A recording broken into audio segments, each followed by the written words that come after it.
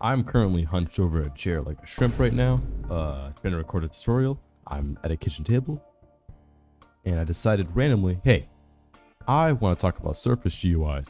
This is a little horror game I'm working on. Consider this a teaser. It's not gonna be released for a long time. But in the title screen, there's like these floating buttons. And I thought it'd be cool to explain how I did those. And it's a cool effect, and it's actually really easy to do. All you have to do is insert a part into Studio. Let's turn on Show Orientation Indicator. So this is the front. We take a part, we'll just put it next to the spawn point, scale it up, and then inside of Surge GUI, normally you add a ScreenGui if you want to display stuff on the screen. But if you want to put like a UI on a part, you can use a Surface GUI. And then there's something called a Dorney. You click in this blank spot right here, and you click on the part that you want to display text on, or buttons. So now it says part, and if you go and put a button inside of this Surface GUI, you can see that it's appeared in the part. So like, it's basically exactly the same as if you were making normal UI. You could do 0.5 for anchor point by 0.5. Oops, I messed that up, I think. Accidentally delete the text. You could do 0.5 by 0.5 for anchor point, and then 0.5 by 0.5 for position. So now we have a button in the middle. And say you wanted to make the button print something whenever it was pressed, you can add a script, and we'll just do script.parent.mouse button one click, connect function, and just make some space, paste that in. So every time you press the button, it's gonna say hello world. And you know, this is a very simple script. Script.parent will be the text button, because the script is inside of the text button, and every time we click it, so whenever it's a left click, it'll print that. So if we go into Studio and test it, you'll see that every time I click it, it says hello world. And it has like all the highlight effects, just like it would if it were just like it would if it was on your screen, as a ScreenGui. So yeah, Surface UI is, like, they're pretty cool. They have a few unique things that like ScreenGuis don't have though. Sorry, I cannot speak, I'm tired.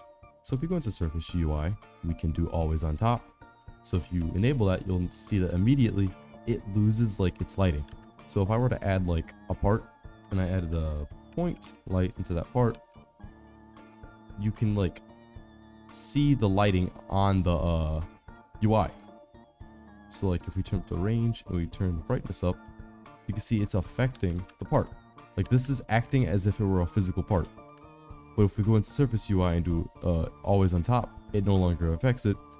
And if I were to like scale this up, that goes over the part now. So if it's always on top, you'll see it no matter, oh my god. If it's always on top, you'll see it no matter what. So let's just say we're always on top, and let's move a little light out of the way. I'm not sure if we're gonna need it anymore. You can change the face, so it could be like front. If I put it to the back, it's now on the back of the part. I'll set it back to front. Light influence, if you turn that off, you'll see that light no longer influences the UI. And as you turn it up, as you turn up light influence, you'll see it's becoming more susceptible to lighting. So if I were to change the color of this light to be blue, you'll see that, oh hey, there's kind of blue lighting on the part. And if I turn up how much the light can influence it, you'll see there's more blue lighting. So as if it were a physical part of the world. But if you turn this off, it's not influenced by light at all. Max distance is just how far you can see it. If I set it to 10 studs and then I go away, you'll see, oh, there's no UI. But as you get close, there's UI. So we'll put it back to 1000. I believe the way this one works is if you're holding a tool, and say the tool's a gun, and you click on the Surface GUI, normally your gun would fire. But like, if you make it like 10 studs, if you're within 10 studs of this, and you click, your gun won't work anymore, but instead it will click this button. I normally don't use that though, so I might be a little wrong, but like, I think that's how it works. I would keep it at 0. And then there's just clip the sentence. So if we scale this part down, you'll see it's cutting off the button. But if we go to our Surface GUI and we do clip the sentence and we turn it off, it doesn't care anymore. So like, if clip the sentence is on, it's as if the button is like stuck inside the part. But if you turn this off, it's like it's its own object on the part, so like it doesn't get affected. last but certainly not least is pixel per studs, or like the size or resolution. I'm not exactly sure. But if we go on the text button and we change the size to be 1 by 0 by 1 by 0, now the button perfectly fits over the block. And if we turn on text scaled, when we size this block, the button will change with it. By default, the quality of the button's not too bad. I mean, you can see a few pixels, but as it gets smaller, as like text gets smaller, it gets a lot uglier. It gets a lot uglier. And if you go into the Surface UI, you'll see pixels per studs. So you can actually turn down the resolution basically. And the lower quality the resolution is, the bigger the button, like the text can be. But like as it gets smaller, it looks uglier. So there's less pixels in this tiny area. But you can change that by just turning up the amount of pixels. So if I just crank the pixels up, you see that the quality got better at a smaller size, but now the button itself isn't as big. And if you size it, you can see like it just changes. So like lower quality bigger, higher quality smaller. But you can also change it to be fixed size. So we could do like, I don't know, 300 by 300. And our button's that big now. Or we can do, I don't know, I'm gonna do 15 by 15.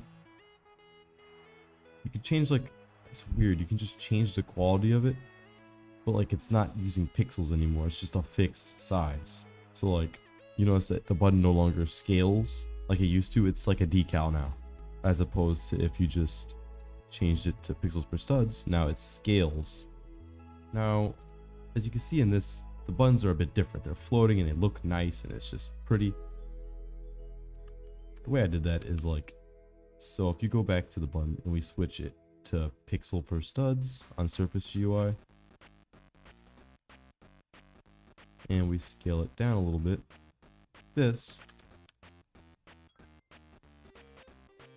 and then we turn the size to be like, we don't make it automatically perfectly sized, we make it like, I don't know, 1, well, we'll make it like 200 50, so 0, 200, 0, 50. Now you can see the UI corners again. So if we were to add corners, UI corner, you can see there's a round edge. And if we click on the part and turn the transparency to 1, now we have that floating button effect. So that's exactly how I did that. Then inside of your Surface GUI, you can just turn light influence off. So now, no matter what the lighting is, you'll be able to see this button. It will look good, and it's just, yeah, cool floating button. And when you play it in Roblox, even though I didn't anchor that, it's probably gonna fall over. Yeah, it's kind of crooked, but like, yeah, when you press it, it runs that code. Yeah, that's how you can do cool floating buttons in Roblox Studio. Surface GUIs are awesome. You should definitely use them. Just don't abuse them. Oh, yeah, our button's on the ground now. Have a good day. Bhutan.